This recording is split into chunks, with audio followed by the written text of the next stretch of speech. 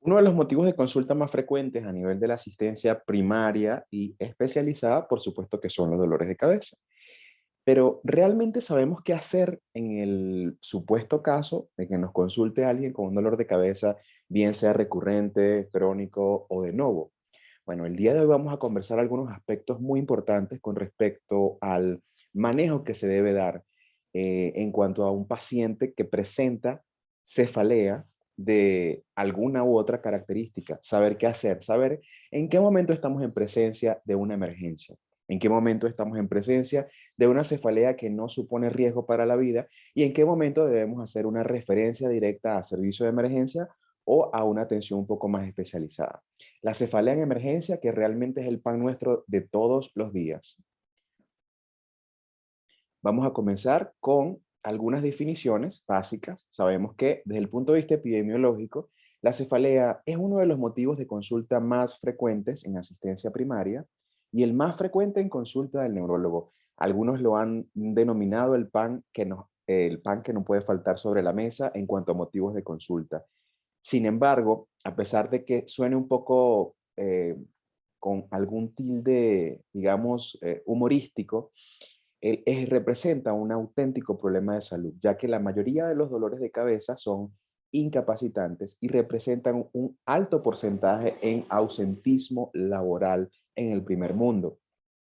El más común de los dolores, eh, en general, con una prevalencia anual de más del 90% y de por vida próxima a casi el 100%. Imaginen. Las más prevalentes, es decir, las más frecuentes, son las primarias, es decir, las que no presentan ningún sustrato anatómico detrás de los síntomas que justifique el por qué se está produciendo el dolor. Recordemos que hay cefaleas primarias y secundarias y son las primarias las que son más prevalentes. La prevalencia en adultos es del 47%, al menos la tercera parte de la población entre 18 y 65 años ha sufrido algún dolor de cabeza en el transcurso de toda su existencia. En niños, pues no es la excepción, ya que la prevalencia es de 37 a 51% a los 7 años y de 57 a 82% entre 7 y 15 años, siendo esta mayor en hombres que en mujeres entre los 3 y los 7 años, variable. Luego de la pubertad, esta relación varía sustancialmente y se estima que es de 3 mujeres por cada hombre, teniendo en consideración que el porcentaje en cuanto a cefaleas primarias en mujeres es muchísimo más alto que en hombres. Pero realmente, ¿por qué consulta el paciente? Básicamente hay que entender que un paciente con dolor de cabeza no consulta hasta tanto su dolor de cabeza se hace insoportable y que su arsenal de medicamentos ya no resulta en su hogar.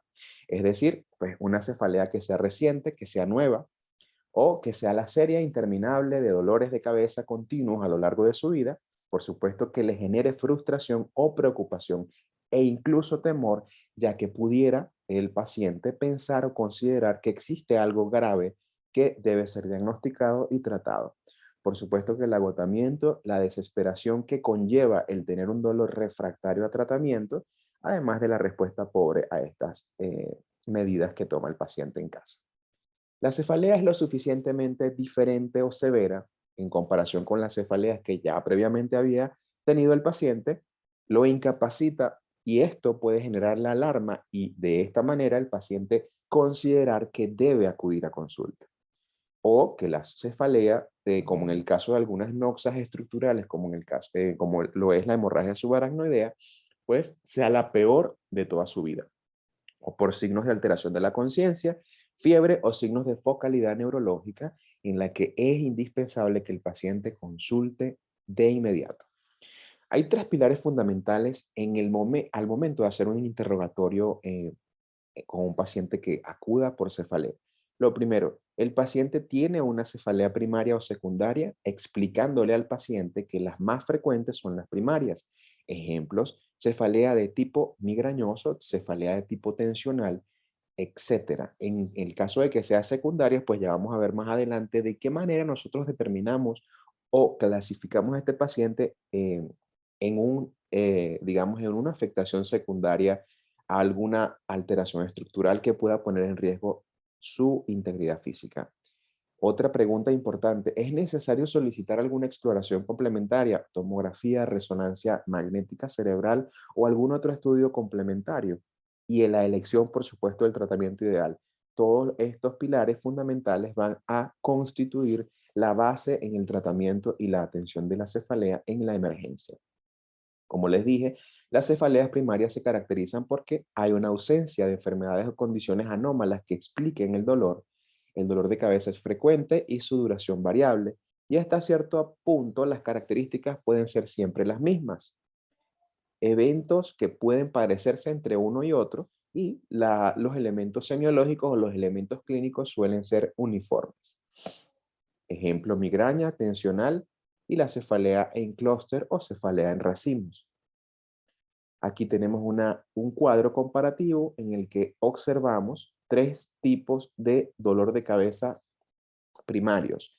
La migraña, la cefalea de tipo tensional y la cefalea en racimo, que es básicamente lo que debemos hacer en consulta, lo que debemos indagar. El número de crisis, la duración, aspectos de la cefalea. El número de crisis, por supuesto, va a depender por supuesto, en gran medida del sexo del paciente. Si es mujer, pues recordemos que hay un ciclo hormonal que puede alterar un poco más esta cantidad de episodios al mes.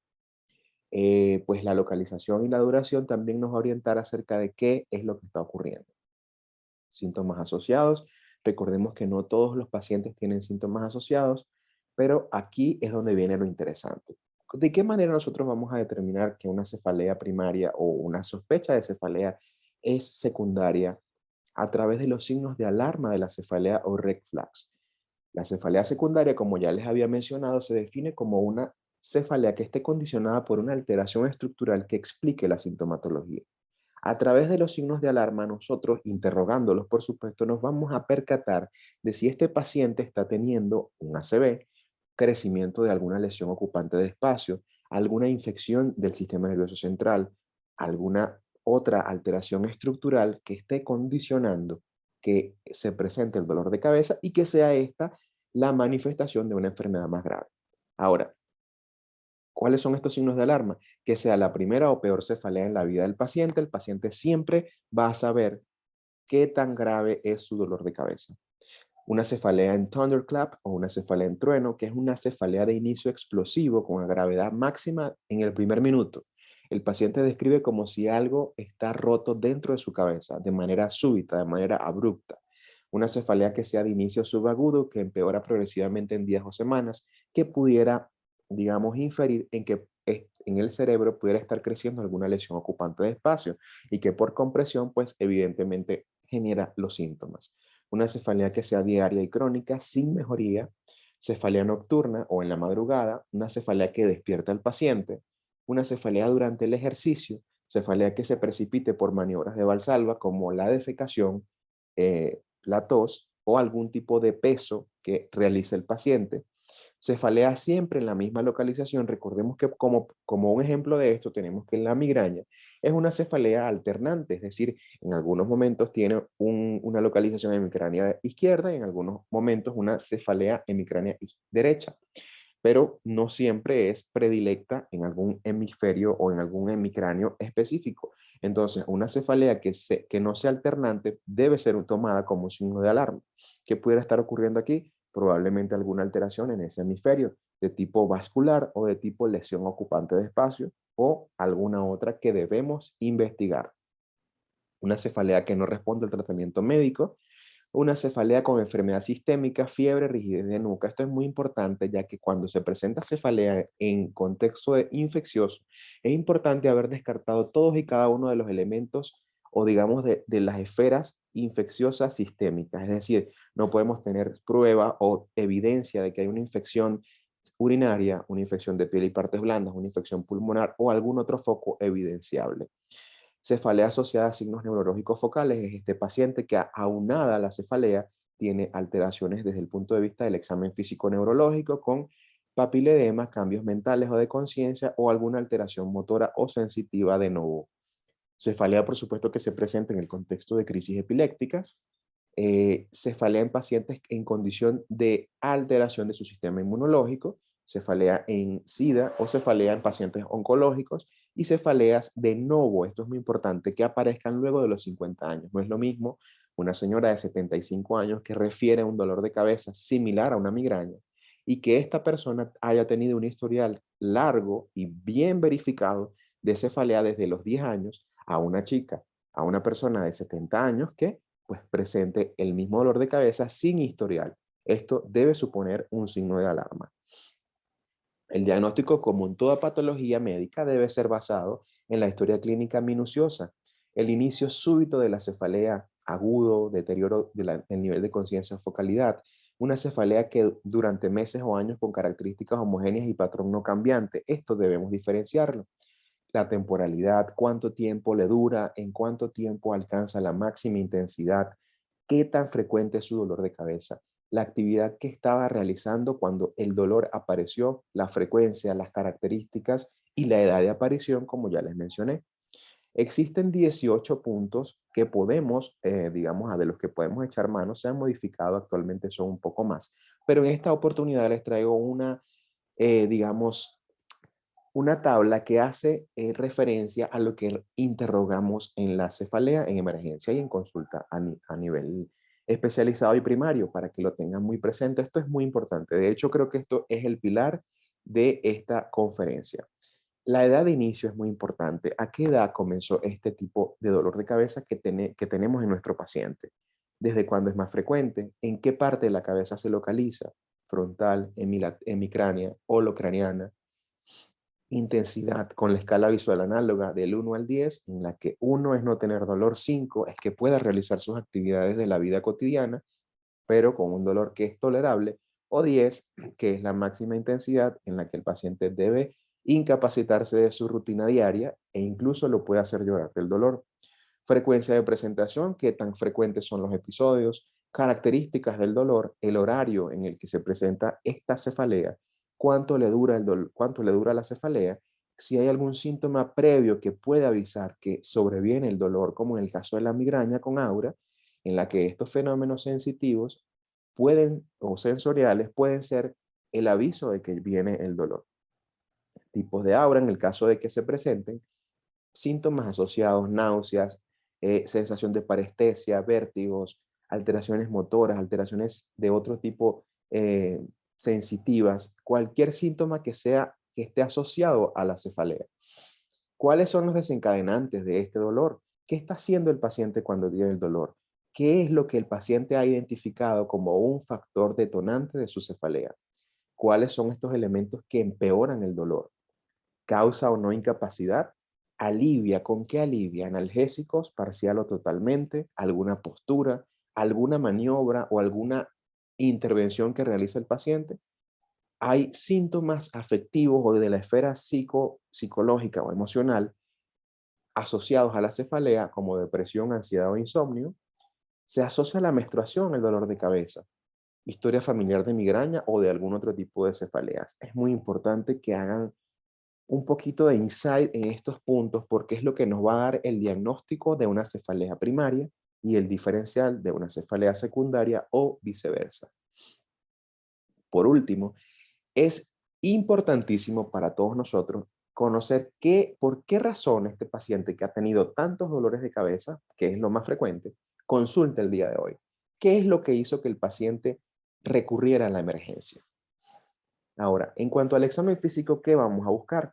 Por supuesto, el aspecto general del paciente, no más el paciente entra a nuestra sala de examinación, podemos observar si es un paciente que está en buena o en mala condición, si está ansioso, si está exagerando los síntomas, para pensar que pudiera haber algún trastorno afectivo orgánico. El nivel de conciencia es sumamente importante, sobre todo cuando estamos descartando una cefalea secundaria. Podría ser evaluado de manera superficial al momento de interrogar al paciente. Si el paciente está somnoliento, si está confuso o desorientado, podemos tener un caso probable de alguna alteración difusa como meningitis o encefalitis. En este caso, la cefalea sería secundaria. Debemos evaluar, por supuesto, todo el axis neuronal, es decir, todo lo que es el neuroeje, el examen neurológico completo.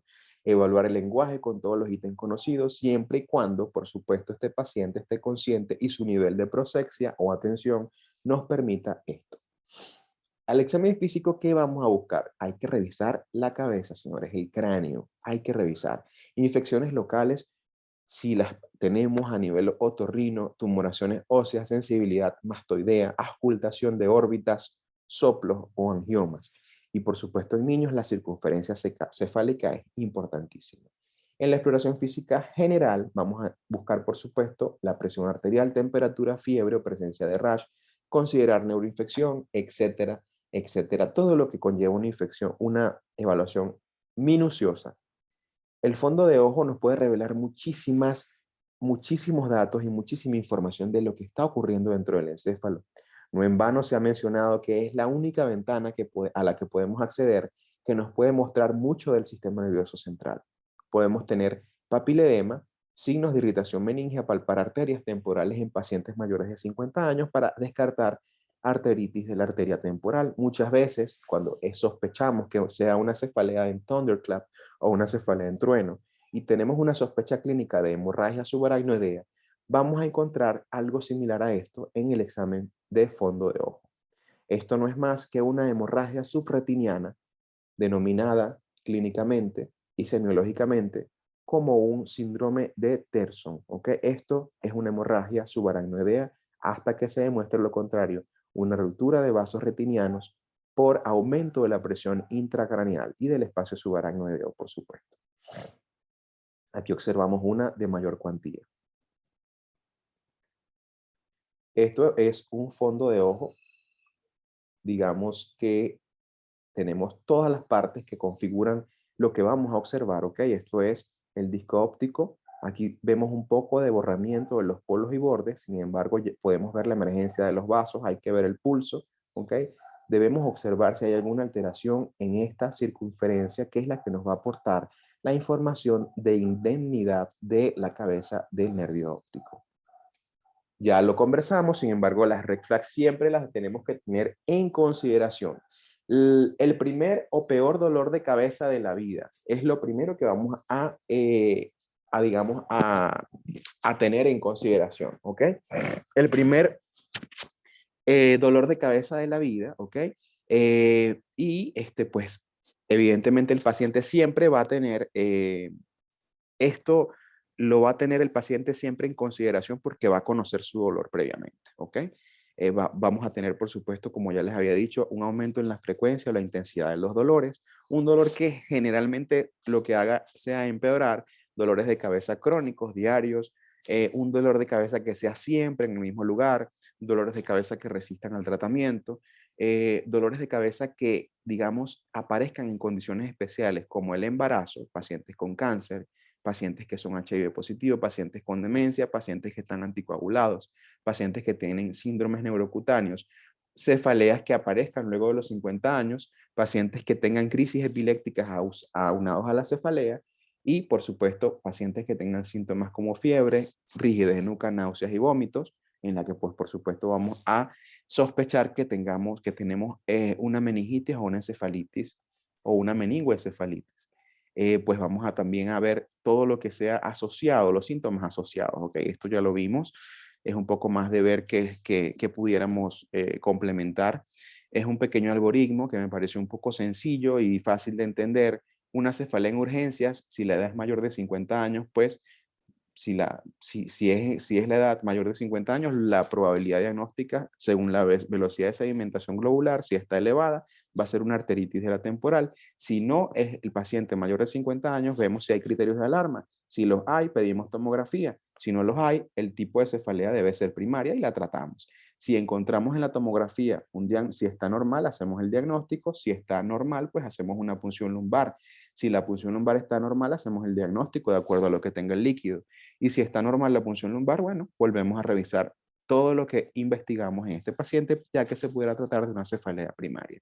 No en todos los pacientes se aplica este algoritmo. Sin embargo, lo que quiero es que entiendan que hay pilares fundamentales para evaluar la cefalea. La edad, los criterios de alarma y la característica de los elementos paraclínicos, ¿ok?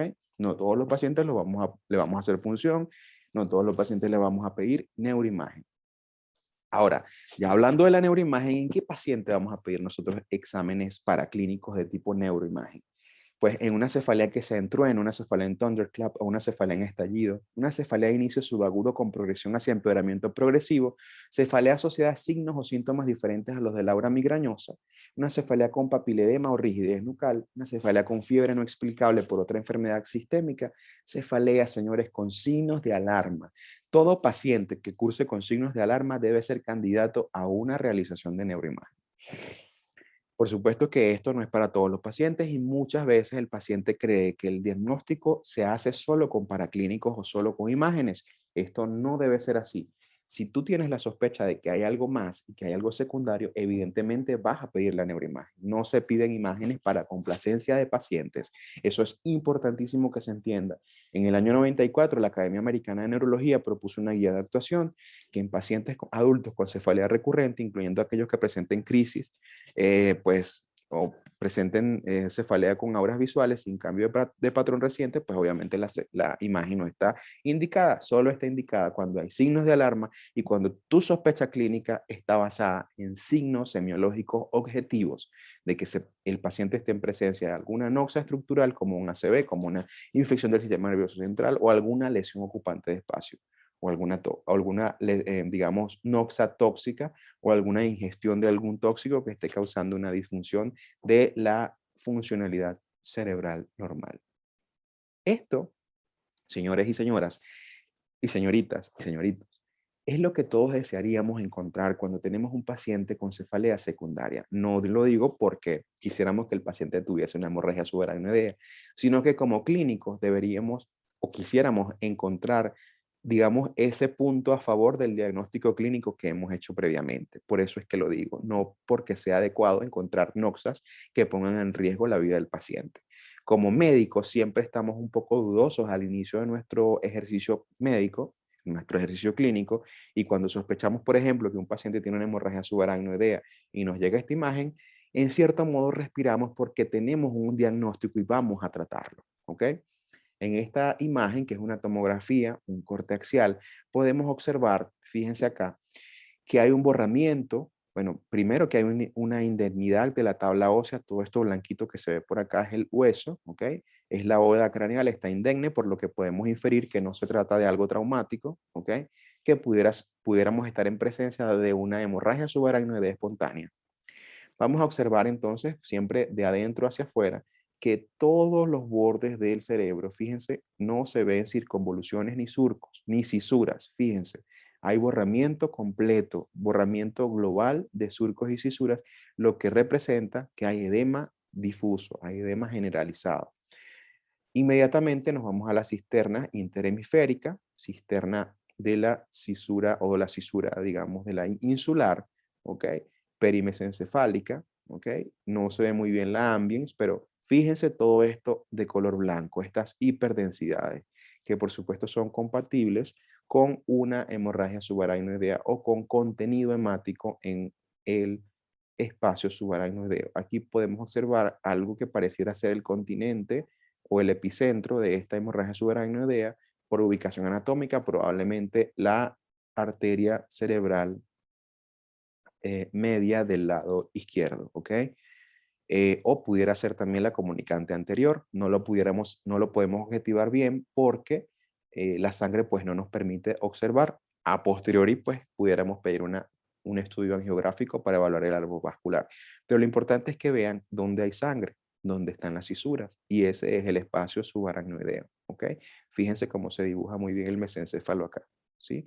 Esto que vemos oscuro acá son las astas laterales de los ventrículos, llenas de líquido, por supuesto, pero muy, muy laminadas, muy colapsadas por el efecto de inflamación que tenemos acá. Esto, señores, es una hemorragia subaracnoidea Fisher 4, con toda certeza, por la presencia de un hematoma, que según la medición debe dar para esa estadificación. Aquí tenemos otras imágenes, una imagen, digamos, de tomografía donde vemos un corte axial. Aquí vemos que hay una lesión en hemisferio cerebral izquierdo, una lesión bien redondeada que tiene, digamos, hipodencia en su interior heterogénea. Fíjense que hay unas áreas más oscuras que otras, ¿ok? Por eso no es homogénea, hay una cápsula o una capa que lo recubre, una, digamos, hiperdensidad que recubre esta lesión, y esto que vemos acá oscuro, esta hipodensidad perilesional, es subjetivo de edema. Vemos cómo hay una retracción de las estructuras de la línea media. Si medimos, probablemente vamos a encontrar un desplazamiento de la línea media. Esto, señores, es un absceso cerebral, ¿ok? Vemos acá el contenido purulento con probable necrosis en su interior, y aquí vemos una cápsula un poco bien definida en algunas áreas, pero ya podemos observar que es una lesión ocupante de espacio, probablemente granulomatosa, probablemente pues una lesión postinfecciosa, ¿ok? Depende del estadio, lo vamos a ver en una fase u otra, ¿ok? En esta pues podemos ver otra lesión ocupante de espacio que es un poco heterogénea, vemos hiperdensidad en su interior y edema perilesional. Es muy importante que corroboremos la presencia de edema para hacer diagnóstico diferencial. Pero lo que les quería decir con estas imágenes es que es, digamos, muy bueno para el plan terapéutico encontrar algo en la tomografía. Pero ¿qué pasa si la tomografía está así de bien? ¿Qué pasa? Aquí en esta tomografía lo que podemos ver quizás es un edema algo muy difuso, pero fíjense la diferencia de lo que vimos anteriormente con esto. Vemos que no hay alguna alteración estructural muy llamativa, así que ¿qué hacemos si hay una tomografía normal? No vamos a correr, ¿cierto? Debemos indagar un poco más. Así que bueno, también tenemos que tener en consideración que lo que estamos buscando muchas veces no es lo que encontramos. Así que es importante que se lleven que también al hacer una resonancia podemos tener hallazgos incidentales en la resonancia o las tomografías, ¿ok? Pueden haber variantes anatómicas como asimetría de los ventrículos, un ventriculito más grande que el otro o más laminado que el otro. Puede haber un cabo pelúcido o cabo vergae. Puede haber granulaciones aracnoideas, una megacisterna magna, asimetría del seno transverso, parenquimatosas, puede haber lesiones de la sustancia blanca, puntiformes, ¿ok? Que pudieran ser subjetivas de algo inespecífico, desde migraña hasta otras enfermedades un poco más graves, desarrollos digamos, anormales de la estructura venosa, telangiectasias capilares, lipomas, císticos como quistes pineales, etcétera. Aquí en este ejemplo vemos que hay un quiste coroideo, fíjense acá, donde está la flecha señalando en la figura A. Estos son resonancias, todas. En el plexo coroideo vemos que hay un quiste coroideo y hay una normalidad venosa en la letra C, ¿ok? En esta que está en la izquierda. Y bueno, lo importante es que entendamos que no siempre estos hallazgos van a representar que sean la causa del dolor de cabeza. Dentro de lo que es el estudio del líquido cefalorraquídeo, no todo paciente se le pide estudios de líquido cefalorraquídeo, no todo paciente se le hace punción, ya esto es un tema aparte. Todo paciente que tenga, digamos, una alteración desde el punto de vista neurológico que requiera y que no tenga contraindicaciones, pues vamos a tener criterios específicos, por supuesto, para realizar el estudio del líquido cefalorraquídeo. El diagnóstico diferencial de una cefalea aguda siempre lo vamos a llevar de la mano de alteraciones vasculares como la hemorragia subaracnoidea, meningitis, y sin rigidez de nuca, pues obviamente vamos a ver si es que es una cefalea primaria atribuida a actividad sexual, una hidrocefalia aguda, siempre va a depender digamos, del contexto. Inicio subagudo de la cefalea, diagnóstico diferencial, una expansión de una lobe intracraneal, hidrocefalia progresiva, arteritis de la temporal, hipertensión intracraneal idiopática o pseudotumor cerebri, como se le conocía anteriormente, o hipotensión del líquido cefalorraquídeo. Recurrentes episodios de cefalea y dolor facial, pues tenemos muchas opciones: migraña, cefalea en racimo, neuralgias trigeminales, ataque isquémico transitorio, hidrocefalia obstructiva intermitente, cefalea o ice cream o cefalea cuando consumimos alimentos muy helados, que me imagino que les ha pasado, o sinusopatías, alteraciones desde el punto de vista otorrino. Cefalea crónica que tenga más de un año de duración, puede ser cefalea de tipo tensional, migraña, cefalea post-TEC o postraumática, dolor facial idiopático persistente o una neuralgia postinfecciosa como la neuralgia posherpética. En algunas guías es importante que sepamos que hay unas escalas o digamos unas escaleras de tratamiento.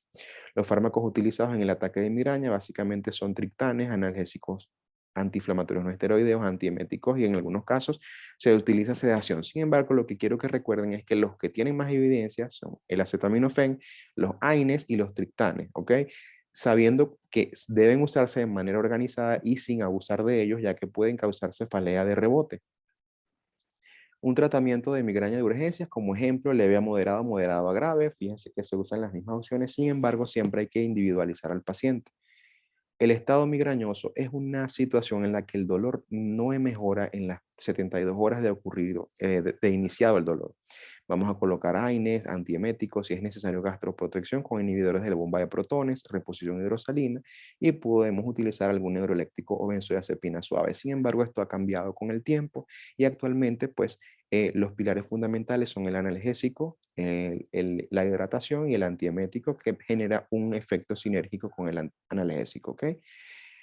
Es importante que sepamos que no todas las cefaleas primarias, a pesar de que ya hayamos descartado una hemorragia subaracnoidea o una infección del sistema nervioso central, no todas las cefaleas primarias se van a su casa. Cuando hospitalizamos, cuando hay un estado migrañoso refractario a tratamiento, cuando hay una crisis migrañosa que sin cumplir criterios de estado migrañoso sea incapacitante y no responde al tratamiento, deshidratación importante o con vómitos y desbalance hidroelectrolítico, migraña con pleocitosis, migraña hemipléjica, especialmente si es si es el primer episodio. Recordemos que la migraña hemipléjica es una variante de la migraña que tiene connotaciones genéticas y familiares relevantes, en la que ocurre un dolor de cabeza con una hemiparesia o con una alteración motora en la que no hay ninguna evidencia de alteraciones en la resonancia. Migraña complicada con sospecha de ACV, trastorno médico quirúrgico psiquiátrico asociado que complique el manejo del paciente en su hogar, y cefalea en racimos o trigéminos autonómicas con mala respuesta a terapias ambulatorias, o pacientes que requieren de forma transitoria tratamiento parenteral de manera frecuente. Estos son algunos paisajes del estado Apure, San Fernando de Apure. Esto se llama Esteros de Camaguán y esto Médanos de la Soledad. Un poquito para despejar toda esta cantidad y este arsenal de información de cefalea. Para cualquier duda deben consultar siempre y recordar que la cefalea realmente es un mundo aparte.